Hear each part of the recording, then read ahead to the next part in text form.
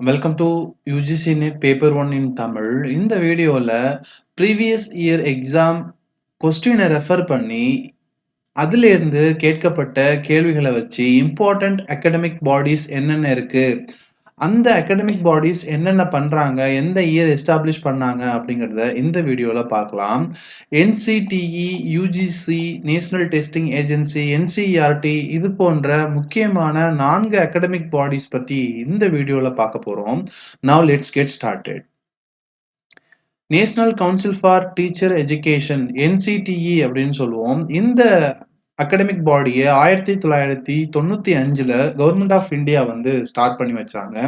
இவங்க தான் வந்து டீச்சர் எஜுகேஷனை வந்து ரெகுலேட் பண்றாங்க. இந்தியாவில் இருக்க பிஇ அதாவது பிஎட் எம்எட் கோர்சஸை வந்து ரெகுலேட் பண்றாங்க. என்ன மாதிரியான சப்ஜெக்ட்ஸ் இவங்க வந்து படிக்கணும், எத்தனை வருஷம் படிக்கணும், இது போன்ற குவாலிட்டி ஸ்டாண்டர்ட்ஸை வந்து இவங்க தான் வந்து என்ஷூர் பண்றாங்க. அதுக்கப்புறம் நம்ம பார்க்க போகக்கூடிய முக்கியமான அகாடமிக் பாடி வந்து யூனிவர்சிட்டி கிராண்ட்ஸ் கமிஷன் UGC. இந்த அகாடமிக் பாடியை வந்து 1956ல government of India ministry of எஜுகேஷனுக்கும் கீழே வந்து எஸ்டாப்ளிஷ் பண்ணாங்க. இந்த அகாடமிக் பாடியை வந்து ஸ்டாச்சுட்டரி பாடி அப்படின்னு சொல்லுவாங்க. அதாவது லா ரிலேட்டட், அதாவது பார்லிமெண்ட்லயோ அல்லது ஸ்டேட் கவர்மெண்டோட சட்டசபையிலயோ வந்து நிறைவேற்றப்பட்ட அனைத்து ரெகுலேட்டிங் அத்தாரிட்டியையும் வந்து ஸ்டாச்சுட்டரி பாடி அப்படின்னு சொல்லுவாங்க. இது வந்து ஒரு ஆக்ட் மூலமா வந்து எஸ்டாப்ளிஷ் பண்ணுவாங்க. எடுத்துக்காட்டா ஹியூமன் ரைட்ஸ் கமிஷன், அது வந்து ஸ்டாச்சுட்டரி பாடி. நித்தி ஆயோக் வந்து நான் ஸ்டாச்சுட்டரி பாடி அப்படின்னு சொல்லுவோம். நித்தி ஆயோக் வந்து ஸ்டாச்சுட்டரி கிடையாது, இது ஒரு ஆக்ட் மூலமா கொண்டு வரல. நித்தி ஆயோக் அப்படிங்கிறது ஒரு அட்வைசரி பாடி. அவங்களால அட்வைஸ் மட்டும்தான் கவர்மெண்ட் கொடுக்க முடியும், எந்த ஒரு லாவையும் ரெகுலேட் பண்ண முடியாது. யூஜிசி வந்து ஒரு கோர்ஸ் எந்த யூனிவர்சிட்டியில, எந்த காலேஜ்ல, எந்த டியூரேஷன்ல வந்து இம்ப்ளிமெண்ட் பண்ணலாம் அப்படின்ற கோஆர்டினேட் பண்றதுக்கும், டிட்டர்மைன் பண்றதுக்கும், மெயின்டைன் பண்றதுக்கும் வந்து முக்கியத்துவம் வகிக்குது. யூஜிசி வந்து ஃபினான்சியல் அசிஸ்டன்ஸ் வந்து கொடுக்கும். இப்போ யூஜிசி நெட் முடிச்சதுக்கு அப்புறம் JRF இருக்கட்டும், நீங்க PhD பண்ணும் போதும் போஸ்ட் டாக்டோரல் ஃபெல்லோ இருக்கும் போதும் உங்களுக்கு வந்து ஃபினான்சியல் அசிஸ்டன்ஸ் வந்து யூஜிசி வந்து கொடுக்கும் யூனிவர்சிட்டிஸ்க்கும் காலேஜஸ்க்கும். அது மட்டும் இல்லாம ஸ்டூடெண்ட்ஸ் பண்ணக்கூடிய ரிசர்ச்க்கும் இன்னோவேட்டிவான ஐடியாஸ்க்கும் வந்து இது வந்து சப்போர்ட் பண்ணுது.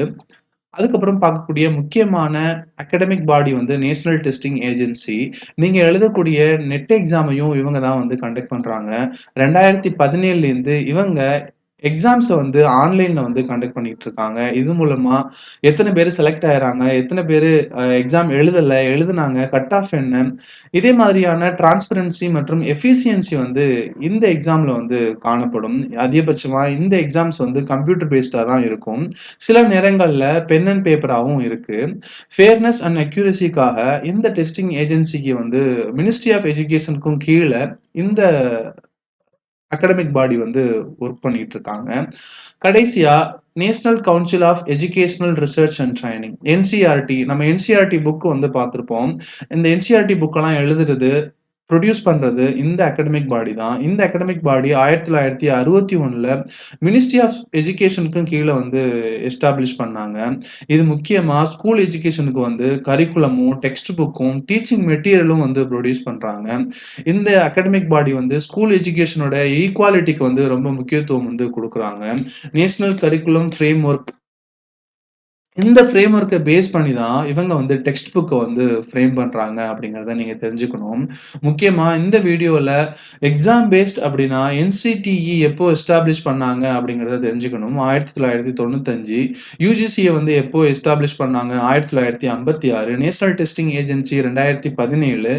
NCERT 1961 அப்படிங்கிறத நீங்க மெமரைஸ் பண்ணிக்கணும்.